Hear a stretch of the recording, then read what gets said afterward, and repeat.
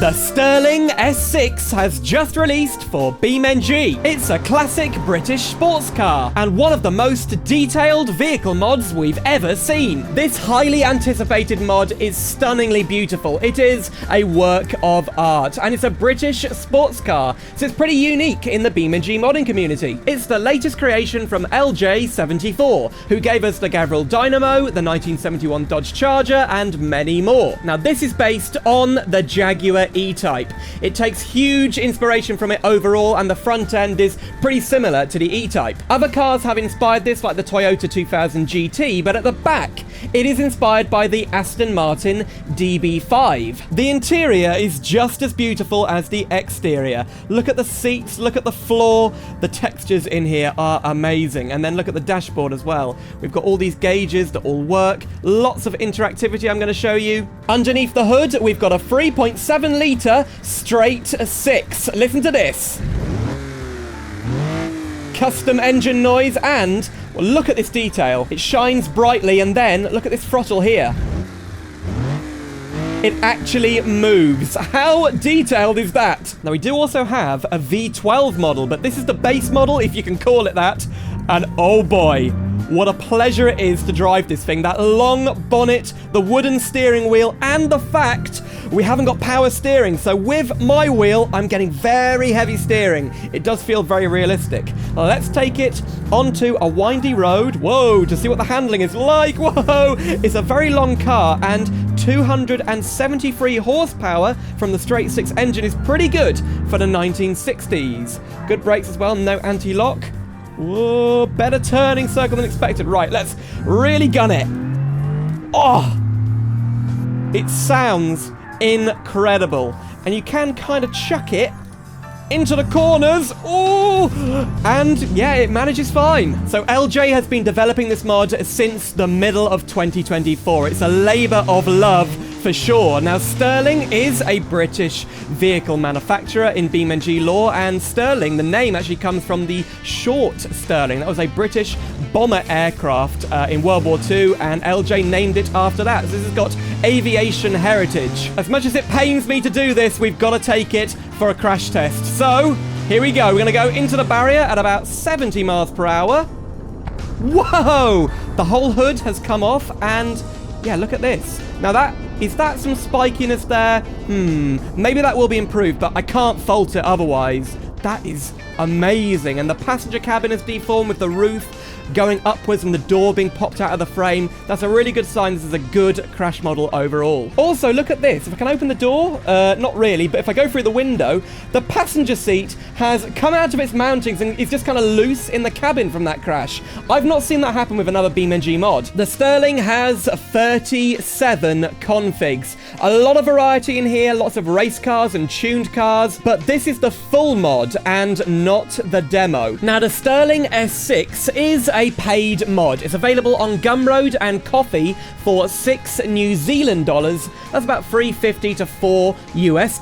I'm giving away 2 copies of the paid version of the mod on my Discord server. There's information on screen, in the description, and in the pinned comment. But there is a free demo available on the BeamNG repo. You get 2 configs of the S6, a UK model and a US model. Basically, it's the fully featured mod, but you don't have any of the extra content that is included in the paid version that I'll be showing you right now. So with the paid mod, you get 35 extra configs and a whole different car, basically. This is the Stirling S12. That means it has a V12 engine. It is a 5.5 litre V12, producing 284 horsepower, so only a little bit more powerful than the straight 6, but it does sound even better. Again, we can admire the throttles. Wow, I've never seen that in a BeamNG mod. Of course, this mod has some amazing interior interactivity. So, let's turn the lights on. The room lights and the panel lights, that's them. And then room lights are these things up here and up here. Now, we can put down the sun visors or put them back up. They're really nice and smooth. Of course, we do have opening doors. But we also have roll down windows, and to put them back up you do middle mouse, just like that. We also have rear quarter lights that open on both sides to give the back seat passengers a bit of air, and for I think the first time in a BeamNG mod we have a choke. So if you pull that thing, basically it restricts airflow to the engine and makes a rich fuel mixture to help with startup on cold mornings. Don't know how effective it is in BeamNG, but it's a nice feature and it does work. You can hear the engine idles higher. You can control all the other lights from down here, and the high beam switch is here. We've also got these map lights that kind of, I don't know, they come out, they look, I thought they were like cigarette lighters, but no, they're map lights. You've got a glove box which has a little light in it, and then you can open up the center console. The fuel filler flap can be opened, and in the trunk, well, it's pretty big. We've also got some lights in here, and then at the sides, we've got these little cubby holes. I wonder what you could put in there. Well, it looks like we've got a toolkit in the one on the right, and over here, I think that's the fuel tank pipe. From the parts menu, you can also put a variety of boot luggage in here. So look, I've got a suitcase. This is suspicious items. We've got money bags and a shovel. I guess they're going to hide some money like a true criminal Jaguar driver. And then various containers like a toolbox and some oil and fuel for a long distance journey. But we're going to take the Cabriolet for a drive. Yes, the full mod has 4 different body styles. You've already seen the Coupe, and this is the Cabrio. Unfortunately, the roof can't be raised or lowered. It's stuck in position, but it doesn't really matter. This car is epic anyway. Really, the convertible E-Type Jag is the better car, and this one does look even better without the roof. Look at it. Wow. It just seems to flow better, this design. And driving here in Italy on these little winding roads, it's the perfect environment. Now, that V12 is really a screamer. Whoa, it sounds great. But it's not that powerful, you know, 284, and the straight 6 has 271 horsepower. So it's, what, 13, 12 horsepower more? We do have quad exhausts, though. So what does it sound like in a tunnel?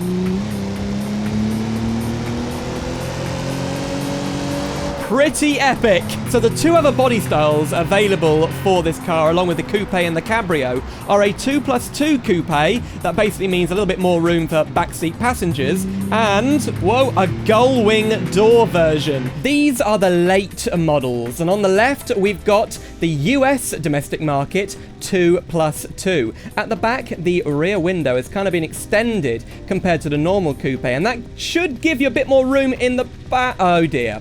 Yeah, if you wanted to sit back here in the 2+2, remember, you'd need to kind of, you know, not have legs, which is not great, but I guess it's a bit more roomy with headroom. The US model has other changes, for example, these side marker lights, but the later models have bigger, kind of, I don't know, elongated bumpers with these black plastic bits around them. So the early models were a bit more classic, better looking.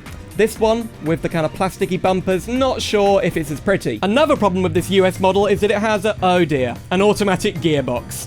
Yeah, doesn't suit the car, but we're going to take it for a top speed run on the highway, and it can still do, well, up to 150 miles per hour. So the ride is definitely tuned more for comfort. That doesn't mean that it's bad through the corners, but on the highway, ooh, on the highway, it's really good at straight line speed and stability. But look, we're not spinning out. We're not getting much understeer or oversteer. Well, there's 130 as we're coming up to this bridge, 135. I have no doubt this is a 150 mile per hour car, but can we do it on the Italy highway? I don't think we're going to do it. 145. Come on. Whoa! No. No. Oh. We would have made it. I think you can believe me, 150 miles per hour, and wow. The mod has a lot of customization and tuning, and the configs do a great job of showcasing all of that. So we've got the barn find. This has a really rusty skin and a damaged carburetor, so it's down on power. Then we've got the overlander. You can see the front fog lights with the removed grille in there to accommodate them. And we've got this slightly dirty paint job. And then at the back, we've got a rack on the boot lid for a suitcase case, and in there, some more tools and fuel and oil. This is a customized variant, but it's very lightly customized. You can see these little streaks of chrome coming from the lights, and then down the side, a big long streak of chrome down there. Definitely makes it look a little bit classier. Not too sure about the mud flaps. Are they going to take this thing off-roading? And you can use that boot lid rack for either a suitcase or a backpack. That just looks really weird, but you can do it. So the barn find is really difficult to get going because it's so underpowered, but it's still a lot of fun to drive. I mean, I'm amazed it starts in this condition. And check out the detail on the rusty wire wheels and also these tires. So this mod has tires specifically made for it. They're like classic retro tires. And listen to the horn. That's the same horn across all the models. It's not specific to the barn find. It genuinely sounds like that. There are people who take the Jaguar E-Type rallying, and these configs pay homage to that. On the right, we've got the kind of standard rally car with very few performance upgrades. We do have a roll cage in here, different tires, and some mud flaps, and a really nice livery on this thing. Then over here, we have the sequential rally car. It's been tuned up to 359 horsepower with a sequential gearbox. Slightly different suspension this thing. It's a bit lower, I think. Maybe it is a bit lower, and I love those lights on the front. Or you can have the asphalt rally car. Same as the sequential kind of gravel rally one, but this thing has tires for asphalt. So let's try the tuned Stirling rally car on a dirt course. Wow. Okay, so it's rear wheel drive. I like the antenna on the roof. Oh my goodness, I need to go interior cam. Look at the detail in here, by the way. Not interactive, but I love it. Okay. Whoa! Yeah, it's quite tail happy, and I'm glad it's sequential. Don't have to manage the clutch. Completely cut the corner. I would think that the E-Type is too rare and too valuable to take rallying, but maybe if you had like a wrecked one or like a broken down one that couldn't be restored to road conditions. Whoa! They would turn it into a rally car, maybe? Well, it is good. Once you get the hang of it, it drifts really good. It's pretty quick down these roads. There's some configs that reference pop culture. So these are James May related. And on the right, we've got the Rosers police car. This is a reference to the Lexus police car that he built for one of the Top Gear challenges. Does work as a police car, and it's got this classic British jam sandwich livery. And then there's the BeamNG's version. This is a reference to James Gin. So James May has a YouTube channel where he kind of sells and promotes his gin, and I think in one episode on their channel they were building an Airfix model of this car with BeamNG's livery on the side. This is the low config, and it's really been slammed, so much so the exhaust, this side exhaust, is scraping along the ground. Now this isn't a direct reference to anything, but the livery is a reference, I think, to Austin Powers, and there was a Jaguar E-Type called the Jaguar, I think it was called, that was in those movies. But the most exciting config is this, the Spy. Now, this is a reference to the Aston Martin DB5 from Goldfinger, a James Bond movie, and Finn McMissile from Cars 2. It is a weaponized version of the Stirling S6. So, if I look under the center console, what have we got down here? Oh, yes. We have all the controls for the different weapons. Now, first of all, we're going to open the door. Watch this. It has the Gullwing. This door is so interesting. It's a very uniquely designed Gullwing door. It's actually got two different sections. You press this button here, you can close it and open it. Wow. So I've pulled out the panel at the top right for all the different controls, and look at this. Ejector seat. Whoa, there it goes. So, yeah, the baddie in the passenger seat has been thrown probably to quite a big injury. We've also got ram bumpers to ram things out the way. You can activate the machine guns. Yes, really machine guns, and fire them left and right. And finally, activate spikes. So these little spikes pop out, and they do actually pop other cars' tires. So to test it, we're going to hunt down this ETK I-Series. Now, despite being 60 years old, the S6 and the S12 can keep up with modern sports cars. The Jaguar E-Type was pretty much the fastest car you could buy in the 1960s, and the S6 and the S12, I guess, are pretty much the same. Whoa, he's going to crash, and I've just noticed, yeah, there he goes. I've just noticed the buttons on here to control the machine guns. I don't think they work, but activate machine guns. Here we go. Well, I shot out his glass. Okay, he is going way too fast up here. I think he's crashed again. Right, perfect timing. Yeah! So it's not like devastating. It's not like a cannon, but it does... Oh, there you go. His fuel tank's been shot out. He's going to burn. Now, what about the ram bumpers? How much of a... Whoa, he just blew up. How much of an impact do the ram bumpers have? Here we go. Whoa, wow, they're pretty tough. I can't believe that guy is still going. They're really tough. So it's basically like a deployable bull bar. Okay, the final thing to test is the spikes. So they've been deployed. Let's go. Well, they haven't, like, burst. Oh, I can hear, though. Listen, the air is coming out of them. And they are deflating. They actually work. Wow. You've also got this gun camera mode. And that is so cool. Pretty precise as well with the little targeting reticle in the center there. See, I'd love to see more James Bond-inspired car mods for BeamNG. This is, I think, the first I've seen. We've moved to West Coast, USA to test out some of the tuned and racing variants. This is the Street Drift Car. It's a US domestic market model and it's designed for drifting around streets. Nomi steering wheel, light tuning with the engine bringing it up to 377 horsepower. And 8,000 RPM. But can it drift? Whoa! Yes, it can. Wow.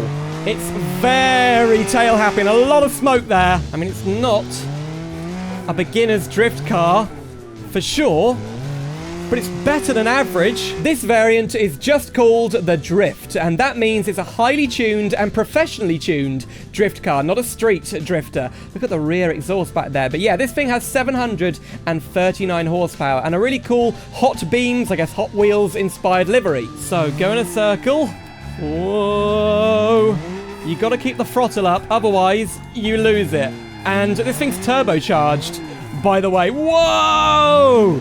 Yeah, difficult. But when you do manage to pull off a drift, it is very satisfying. We've also got the prototype Gullwing version. So apparently Stirling actually wanted to put the Gullwing door into production. This thing just has a standard Gullwing, not the split opening Gullwing. Pretty cool, but it never materialized, at least in BeamNG lore. And then we've got the Restomod. So we've got a slightly different body, slightly wider body there at the back. And look at these wheels. They're beautiful. Yeah, this thing is inspired by Eagle. So Eagle is a company that manufacture Restomods of Jaguar E-Types, like the Eagle Speedster from featured in Top Gear. This thing has a really cool rear wing and 563 horsepower. So let's see what it's like on the highway. The interior's only been lightly modernized. Basically, we've got different seats, these kind of bucket seats, and an Arnida steering wheel. Okay.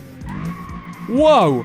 But that revs up to 7,000 RPM. And it's a bit crazy. Wow. Well, the standard V12 can do 150. We're already past that. 160. Oh my goodness. We've got 6 gears? Of course we do. 170. This is almost supercar quick. 180. Wow, it handles well as well. Brakes. We've got anti-lock. Whoa, I was not expecting that. Anti-lock brakes. Yes, of course it does. If you're not a fan of the slightly modernized look of the Restomod, you can get the tuned version. This thing has 491 horsepower, a really nice front wing, and at the back this kind of lip spoiler. And it is pretty powerful. But if you want even more power, 2,332 horsepower to be exact, you can get the drag car. We've got, well, covered up lights for extra aerodynamics, no front grille, and wow, massive rear tyres, jacked up to make this thing as grippy as possible off the line. We've also got these big exhaust pipes coming out the side. The whole interior of the car has been stripped out. It's basically just a big space frame in here with the roll cage. And then in the back, we've got the fuel tank, but no nitrous. Does it really have 2,300 horsepower? We're going to race it against a Scintilla drag racer. That thing is another V12 car with 1,800 horsepower. So we've got 500 more than that. Here we go, staging, and... oh! What the hell? Turbocharger overheating. I'm speechless. 240, 260, and we're flying. That is incredible. I'm really interested to see the time on that. 6.89. That's 0 to 60 in just a couple of seconds, and you end up like this. But look at the engine quad turbos on this thing. What about race cars? Well, these look quite similar, but they're very different. So number 9 is a classic S6 race car. It has 325 horsepower, but then on the right, we've got 272 with 516 horsepower. These are based on the kind of vehicles that race at Goodwood, the Goodwood Festival of Speed, and yeah, they're really good race cars with a lot of emphasis on grip. Let's set the classic one for a quick spin. So yeah, it's been lowered down, and we do have a roll cage in here, but how grippy is it? I did notice there was that tiny bit of understeer that was quite hard to control due to the lack, due to the lack of power steering. But this thing feels a little bit lighter. Yeah, 1.4 tons. Whoa, quite a bit better than the normal car, but not amazing. I mean, the new one has that massive handbrake there and a fire extinguisher. It's definitely a different car from the modern world. Yeah, this has the grip. You can feel the advantage of the modern tyres over the older tyres that are included in this mod. Yes, this mod does include its own custom-made tyres that actually feel like retro car tyres with little grip. Look how grippy this thing is. Whoa! Bit too much grip. These configs are the Hill Climb and the Time Attack. They both have 694 horsepower, but one big difference separates these two. So you can see all the aero on this thing, but on the back of the Time Attack, we have an active rear spoiler. If I take it around the track, wow, it's a little bit slidey, isn't it? Here we go.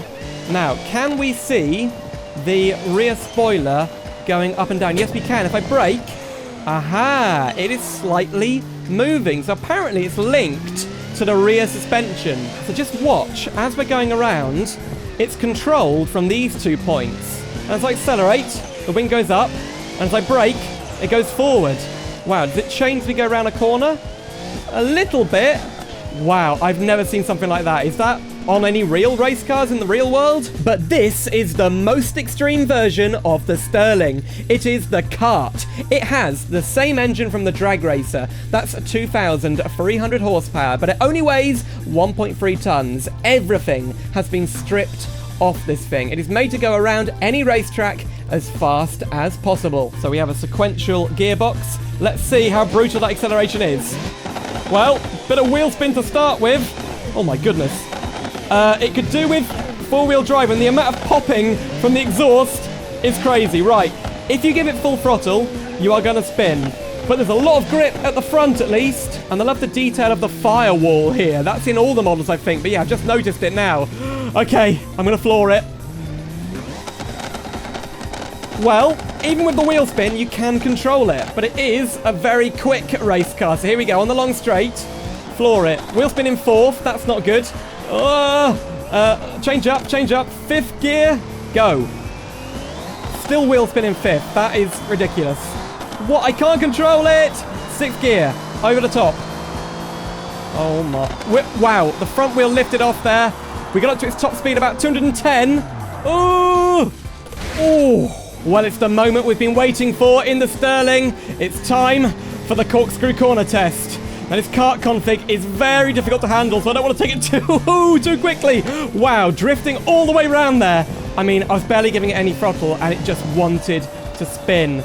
But what an awesome way to finish my review of the Stirling S6 and S12. So I've linked the place you can purchase this mod or download the free demo in the description. And of course, remember to join the giveaway if you want your chance to win one of 2 copies on my Discord server. I love this mod. We waited a long time for it, but it was well worth the wait. Let me know what you think of the mod in the comments. And if you'd like to see another BeamNG mod, click the video on screen right now. It's a luxurious Gran Tourer, the ETK F-Series.